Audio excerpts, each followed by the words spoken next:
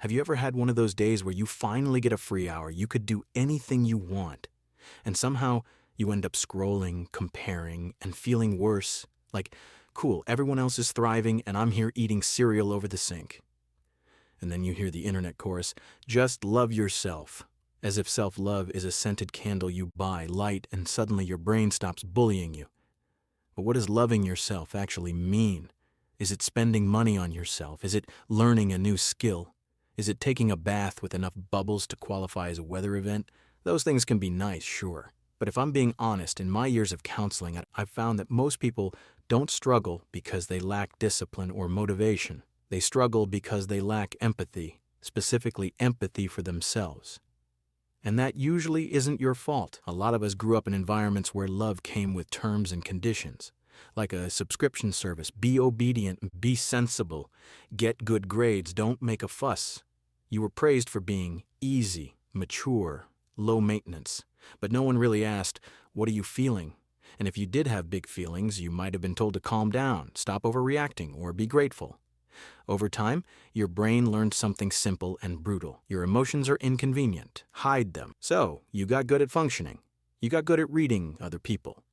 You can sense a mood shift in a room like a human weather forecast. But when it comes to yourself, you feel fuzzy, numb. Or you only notice your feelings when they explode into anxiety, procrastination, or that weird chest tightness you pretend is just stress. Here's the psychological catch. If you can't perceive your own feelings clearly, you end up outsourcing your worth to external standards.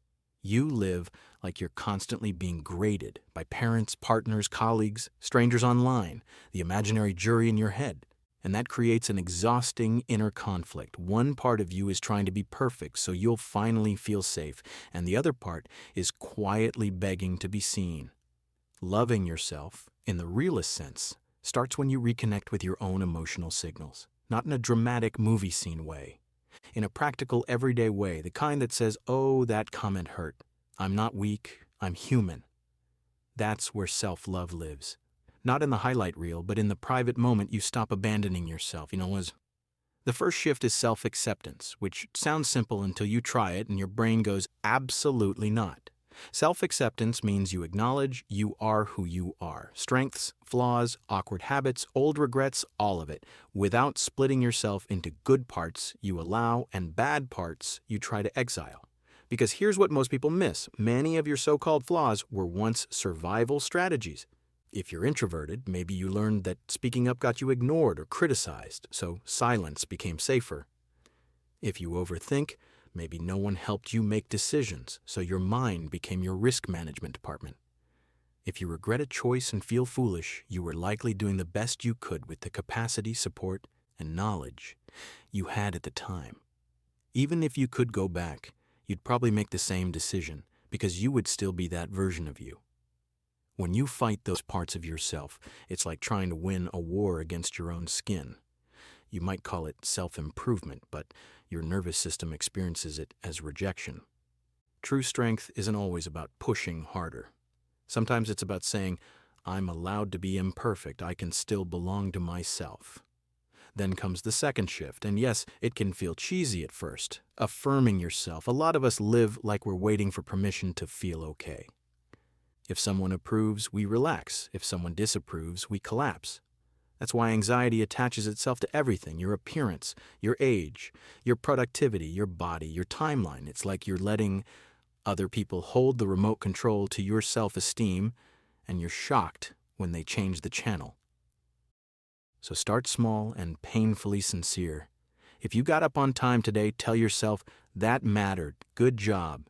If you finished something you've been avoiding, tell yourself, I showed up for myself.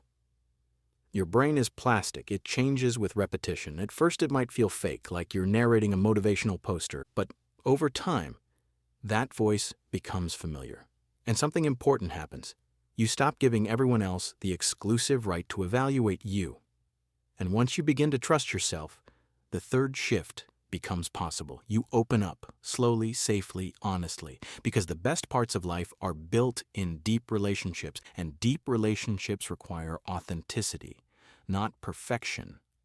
You don't have to perform calmness to be loved. You don't have to edit your personality into something more palatable. You can let the people who love you see your real face, including the moments you feel messy or uncertain. There's research on this. Brené Brown's work on vulnerability showed that people who are willing to be seen, really seen, tend to build stronger, more meaningful connections. Vulnerability isn't weakness, it's emotional courage. And you'll notice something surprising. When you stop hiding, you often meet more kindness than you expected. And when you don't, when you're misunderstood or judged, you don't crumble the way you used to because you've already learned how to stay on your own side. Loving yourself isn't an exam you pass, it's a daily practice. It's the quiet decision to treat yourself the way you'd treat someone you genuinely care about. And the strange thing is, when you do that, you start walking through the world differently. Not because the world suddenly becomes perfect, but because you stop negotiating your worth every day. So maybe today, don't aim for a complete life transformation.